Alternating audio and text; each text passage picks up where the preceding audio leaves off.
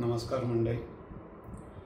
आज परत एकदा जो अभंग आपण अभ्यासासाठी घेतलेला आहे त्याचं वाचन करून आपण सुरुवात करूया.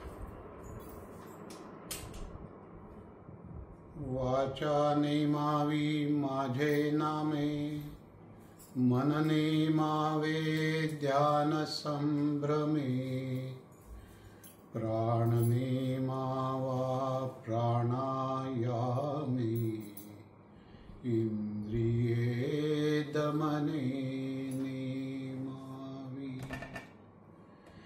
बुद्धीने मावी आत्मविवेके, जीवने मावा परमात्म सुखे, इतुके न तू आवश्यके, होशी कौतुके मद्रूप, होशी कौतुके मद्रूप, होशी होशी.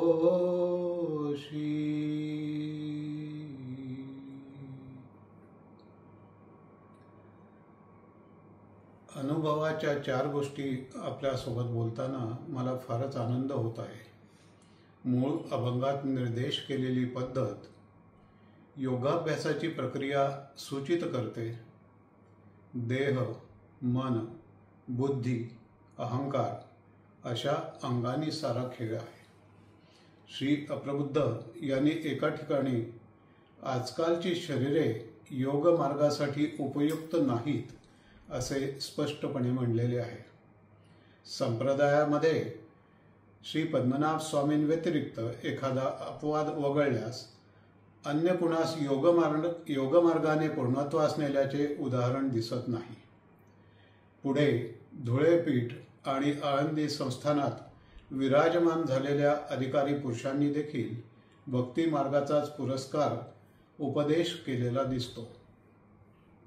नंतर तर सांप्रदायिक दीक्षा मंत्राऐवजी सोपे नाम, स्वात्मसौख्य वाचन, हरिपाठ, श्री विष्णू सहस्त्रनाम अशी सोपी परंतु प्रभावी साधने दिली असल्याचे दिसून येते. आळंदीचे स्वामी ग्रंथात तर फारच विविध उपासना प्रकार पाहावयास मिळतात.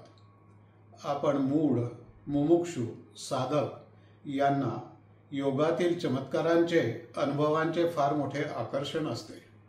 हिमालय आणि तिथे सिद्धता पावलेले योगी यांची चरित्रे फार भुरळ पाडतात. यात अगदी साधेपणाने केवळ गुरु आज्ञेचे पालन करून, सदाचार आणि स्वधर्म पालन करून गुरुपद प्राप्त केलेले संत, महापुरुष यांच्याकडे नकळत दुर्लक्ष होते. कल्पना, अहंकार आणि वादविवाद यात आपला बराच वेळ निघून जातो. तत्वज्ञान हा अभ्यासाचा तर अध्यात्म हा अनुभवाचा विषय आहे. मग अध्यात्मात निरर्थक चर्चेला वावच कुठे उरतो? आजकाल आम्ही अध्यात्म मार्गी आहोत हे दाखवण्याची स्पर्धा दिसून येते.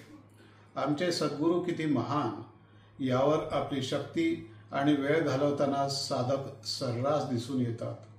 एक विशिष्ट विचार ठसविण्यापुरता संप्रदाय असतो.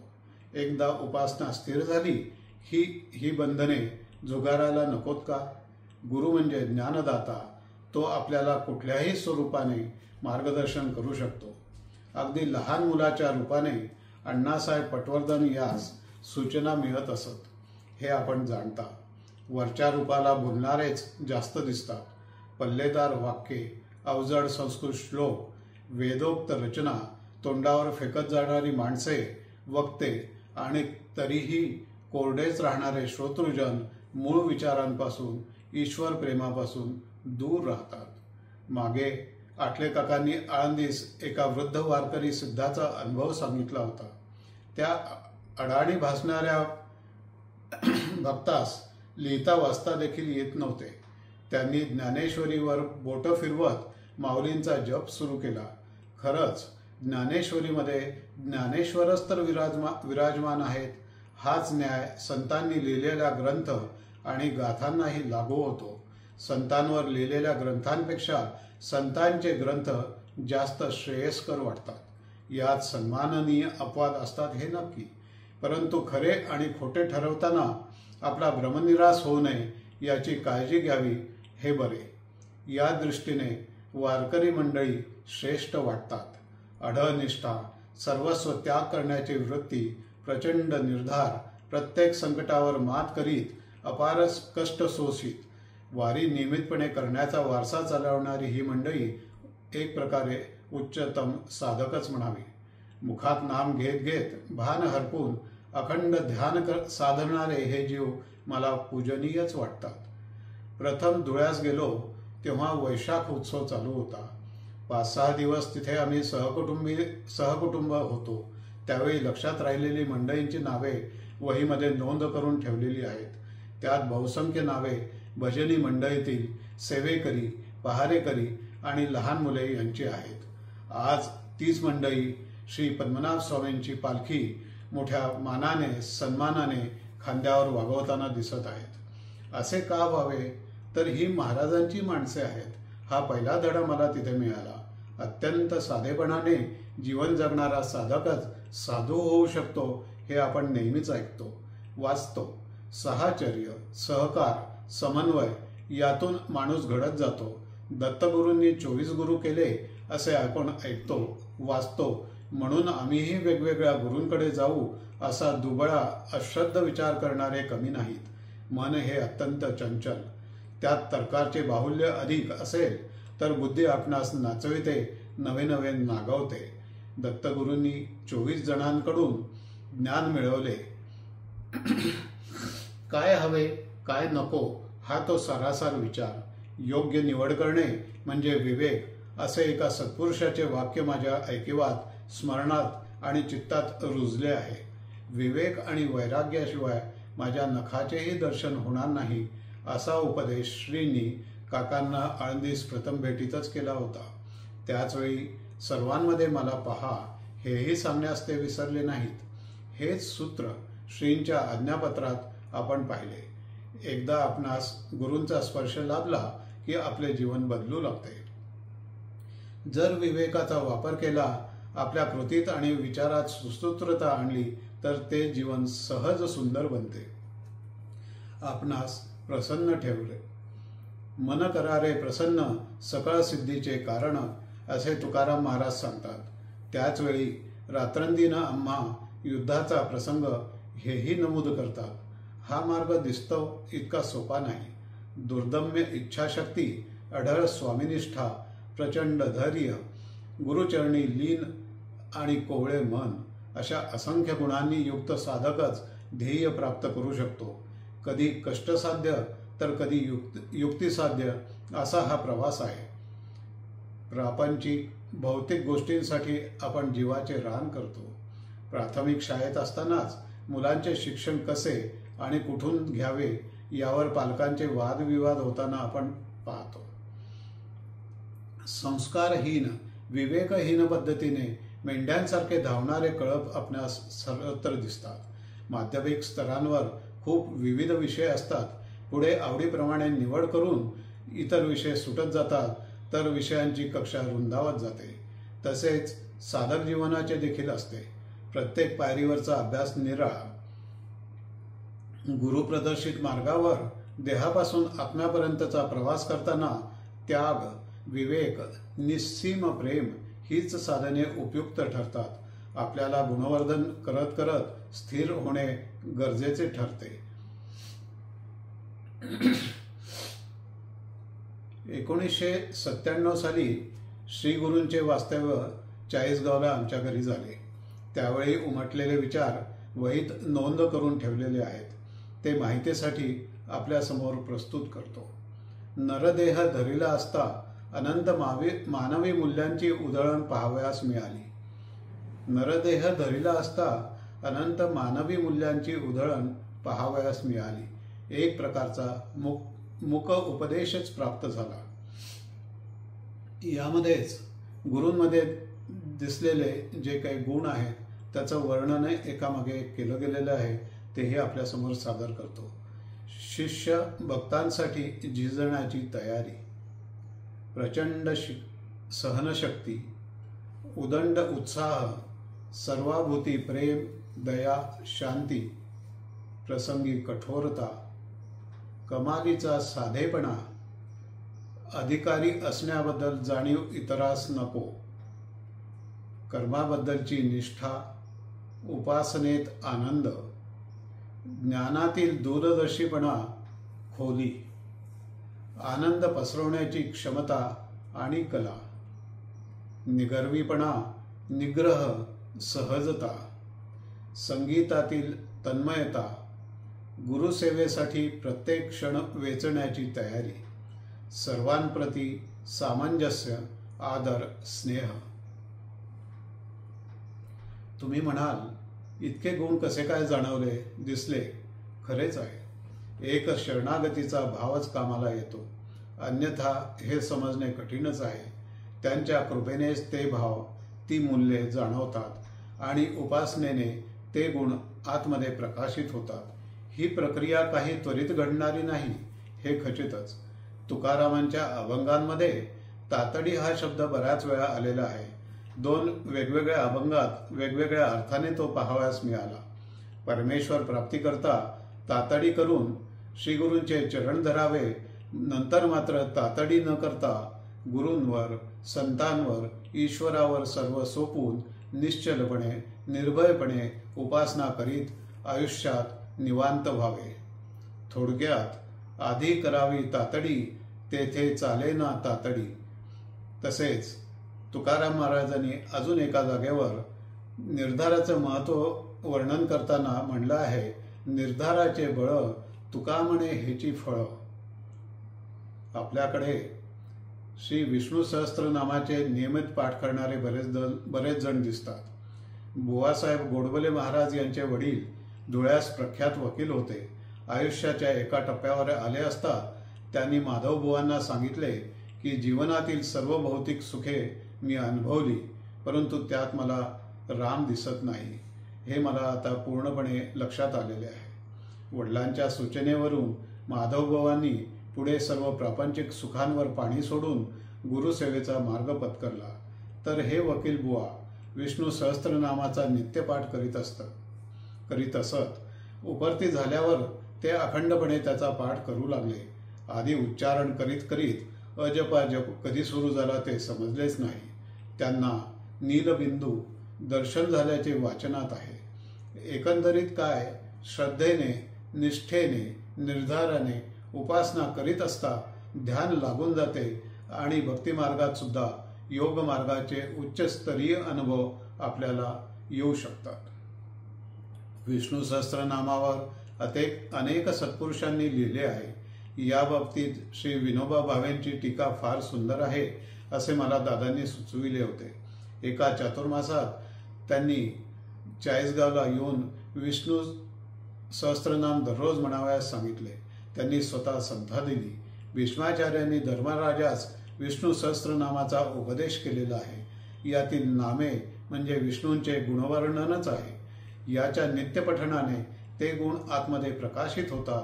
ज्ञानाचा प्रकाश पडून सत्वगुणांचा उदय होतो. त्याच प्रकाशात मार्गक्रमण करीत उपासक, साधक उन्नत होतो. कुठलीही उपासना करीत असता निर्देशित पथ्ये सांभाळली तर ती लवकर फळास येते. कित्येकदा कामानिक उपासना म्हणूनही विष्णू सहस्त्रनामाकडे पाहिल्याचे माझ्या माहितीत आहे. फलश्रुती साधारणतः याचा उल्लेख केलेला असतो. आपली संस्कृती भव्य दिव्यच मागावयास शिकवते. जे मागावयाचे ते ईश्वरास, परमात्म्यास, श्री गुरुसच हे पथ्य देखील सुचवते. परंतु अनुग्रहित दीक्षित साधकांना हे स्वातंत्र्य नाही असे माझे वैयक्तिक मत आहे. कदाचित हा श्रींच्या आज्ञेचा प्रत्यक्ष परिणाम असावा. भक्तिमार्गात वारंवार ऐकू येणारा शब्द म्हणजे नाम. सगळी साधने आपण देहाच्या माध्यमातून करावयाची आहेत. यात संवाद अभिप्रेत आहे. संवाद म्हणजे समान पातळीवर येऊन करावयाचा वाद अर्थात बोलणे. हा संवाद परक्या व्यक्तीशी असो की ओळखीच्या व्यक्तीशी. त्यासाठी योग्य शब्दांची निवड करणे आवश्यक ठरते. याचेही एक विशेष असे शास्त्र आहे. विशिष्ट अक्षरांच्या समूहांच्या शब्दांच्या समूहातून मंत्र तयार होतो. मंत्रांचे जे दृष्टे त्यांना ऋषी म्हणतात. वेदांमध्ये गायत्री मंत्राचा महिमा विशेष रूपाने गायला गेला आहे. आपली संस्कृती धर्म निसर्गास धरून आहे. या अनुषंगाने सूर्याचे शक्तीचे महत्त्व ओळखून सूर्य उपासना, सूर्य नमस्कार, सूर्य स्नान अशी साधने पाहावयास मिळतात. पूज्य दादांच्या निरळाच्या वेळी श्री महाराजांनी गायत्रीचा प्रबोध करून भाऊकाकांना उपकृत केले हा प्रसंग आपण जाणता. त्याचवेळी संप्रदायात खंड पडू नये याची काळजीही घेतली गेली. त्याच बळावर पुढे गायत्री पुरस्करणाचा संकल्प त्यांनी 24 वर्षे अखंडितपणे चालू ठेवला. या पुरस्करणाच्या साखळीत अंदाजे 11 भक्तांनी सहभाग नोंदवला. स्वतः एखादे काम करणे आणि एखाद्या नवाड्याकडून करून घेणे यातला फरक आपण दैनंदिन व्यवहारात सुद्धा जाणतो. हेच शिवधनुष्य पेलण्याचे काम काकांनी अत्यंत धीराने करत पूर्णत्वास नेले. या प्रवासात साक्षीदार होण्याचे, सहभागी होण्याचे भाग्य मलाही प्राप्त झाले. त्यात काय मोठे, अशी उपरोधिक निंदाही पचवावी लागते. असंख्य वेदनांचे काटे लिहिलेया सोसत, प्रसन्नता टिकवीत अलिप्तपणे संप्रदायात उपासनेचे महत्त्व रुजवणे सोपे का असते? असो.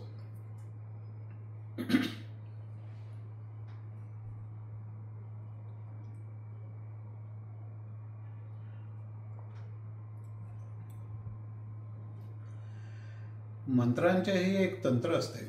ते फक्त श्रीगुरूच जाणतात. प्रत्येक शिष्याचा पूर्वेतिहास जाणूनच तो मंत्र दिला जातो.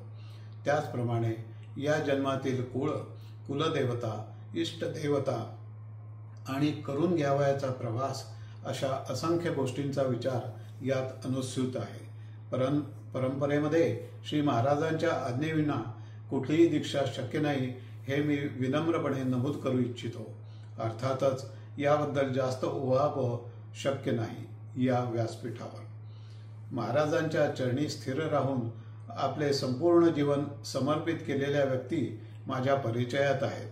त्यांनी अनुग्रहाची इच्छा दाखविली असता तुला वेगळ्या अनुग्रहाची गरज नाही असे पूज्य दादांनी त्यांना सांगितले होते.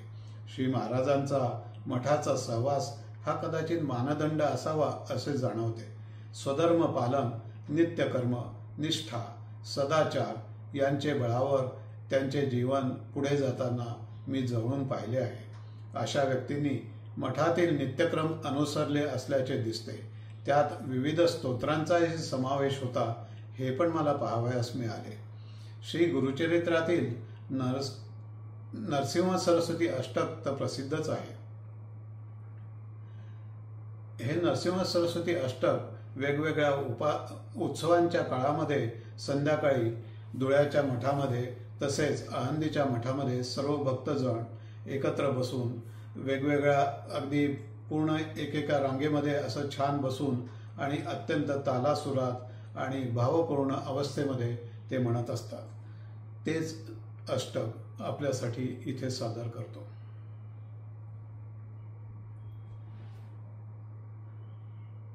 इंदुकोटि तेज किरण सिंधु भक्त वत्सलम नंदनात्रिसूनु दत्त इंदिराक्ष श्री गुरुम गंधमाल्य अक्षतादि वृंद देव वंदितम वंदयामि नारसिंह सरस्वतीश पाहि मां मोहपाश अंधकार छाय दूर भास्करम आयताक्ष पाहि श्रिया वल्लभेश नायकम सेव्य भक्त वृंद वरद भूय भूय नमाम्यहम वंदयामि नारसिंह सरस्वतीश पाहि मां चित्तजादि वर्ग षट्क मत्त वारणांकुशम तत्वसार शोभितात्म दत्त श्रिया वल्लभम उत्तमावतार भूत कर्तृभक्त वत्सलम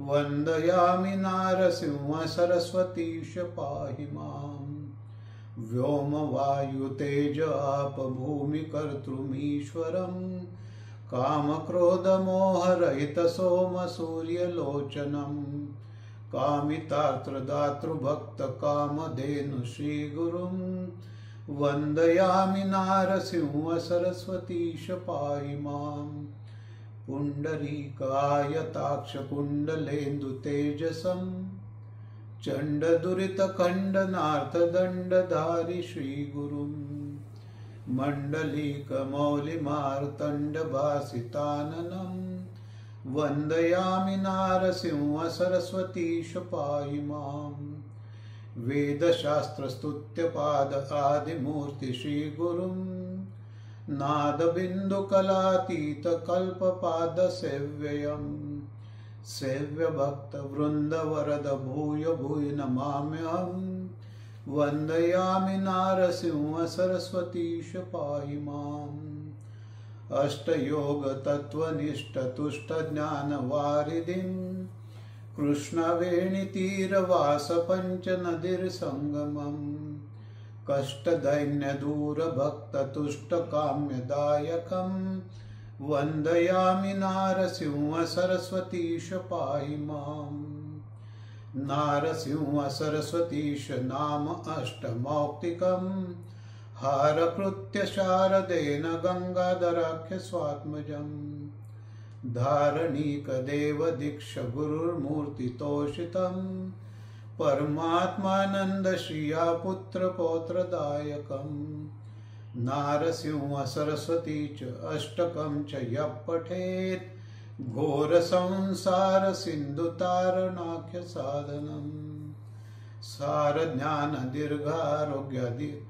दीर्घ आयुरारोग्यादि संपदाम् चारुवर्ग काम्य लाभ नित्यमेव यः पठेत्